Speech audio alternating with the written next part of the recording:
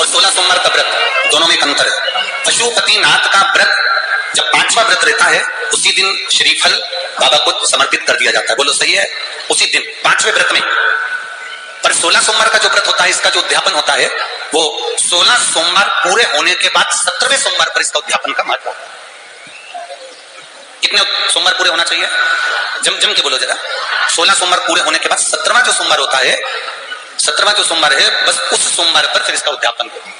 मन में प्रश्न जागृत हो गया सुगंधा के। सुगंधा ने विचार करा कि मैं करूं तो करूं क्या। ऋषि तो तप साधना में बैठ गए, ऋषि तो तप साधना में लग गए, छिपरा महारानी के तट पर बैठ गए। अब ये ना जाने कब उठेंगे और कब उठेंगे, और मैं कब इनसे पूछूंगी कि मुझे व्रत कैसे करना है, व्रत का नियम क्या है, व्रत करूं तो करूं कैसे, मेरी जिंदगी की सार्थकता सिद्ध हो जाए।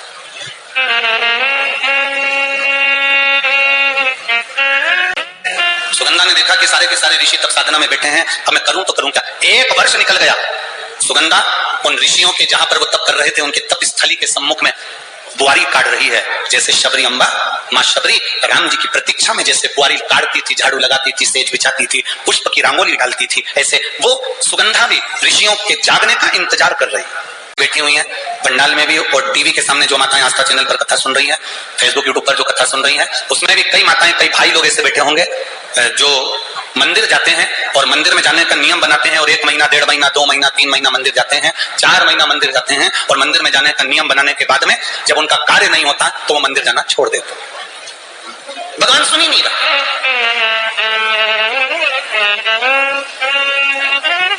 पत्र भी लिखते हैं, ऐसा नहीं कि पत्र नहीं लिखते, कई लोग पत्र में लिखते हैं, गुरुजी हम 4 महीने से मंदिर जा रहे थे, गुरुजी हम 3 महीने से मंदिर जा रहे हैं, हम 5 महीने से मंदिर जा रहे हैं, भगवान तो हमारी सुन ही नहीं रहा। भगवान से हमारा कौन सी दुश्मनी है जो भगवान ने सारा दुख हमको दे दिया। 3 महीना 4 महीना जाते हो और मन में विचार रखते हो कि भगवान ऐसा कर देना कि बस मेरा काम हो जाए। भगवान भी मन में सोचते हैं तो चिंता मत कर, तेरे यहाँ किसी की दुकान हो तो उस दुकान को एक बार देखना। एक दुकान में सेठ जी बैठा रहता है, उसको घर पर 5 लाख रुपए पहुंचाना। समझना जरा बहुत अच्छे से। सेठ जी दुकान पर, ऑफिस में, और उसको 5 लाख रुपए अपने घर पर भेजना। उसके यहाँ पर 15 नौकर काम कर रहे हैं। एक नौकर 1 महीने पहले लगा, एक नौकर 3 महीने पहले लगा, एक नौकर 10 महीने पहले लगा, एक नौकर 1 साल से लगा, एक नौकर 5 साल से लगा। अब सेठ जी को 5 लाख रुपए अपने घर भेजना है तो कौन से नौकर के हाथ में देंगे? बोलो रीजी जी।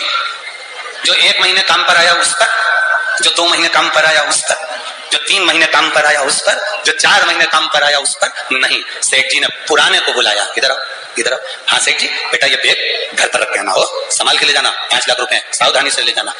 जी आप चिंता मत करो सेठ जी, आप बिल्कुल चिंता मत करो। सेठ जी ने 5 लाख का बैग दिया और 5 लाख का बैग उस पुराने नौकर ने जो 2 साल से, 3 साल से, 4 साल से लगातार सेवा में लगा हुआ था, वो 5 लाख का बैग सेठ जी ने उसके हाथ में पकड़ाया कि ये तुम देकर आना। बस उसी तरह वो भोलानाथ और अपन उसके चाकर हैं, वो भी हमारे हाथ में इतनी जल्दी नहीं दे देता है, वो देगा जब आपको पूर्ण तरह से परख लेगा। भगवान हमको ये दे देना, भगवान हमको ये दे देना। तुम 1 महीना मंदिर जाके मन में सोचते हो कि जमीन में से कहीं कड़ा हुआ धन का हंडा निकल जाए, तो ऐसा कोई महाराज हो जो धन का हंडा निकाल के दे दे तो हमको भी बता दे। संतों की सेवा करें, ऋषियों की सेवा करें, इंतजार करा, थोड़ा इंतजार करना।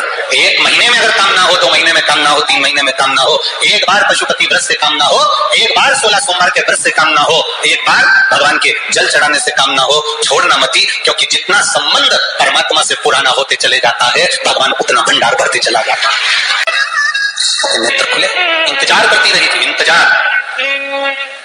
शिव को जल चढ़ाने वाले एक बात याद रखना, थोड़ी प्रतीक्षा जरूर करनी। परीक्षा वो करेगा, प्रतीक्षा तुम करिए।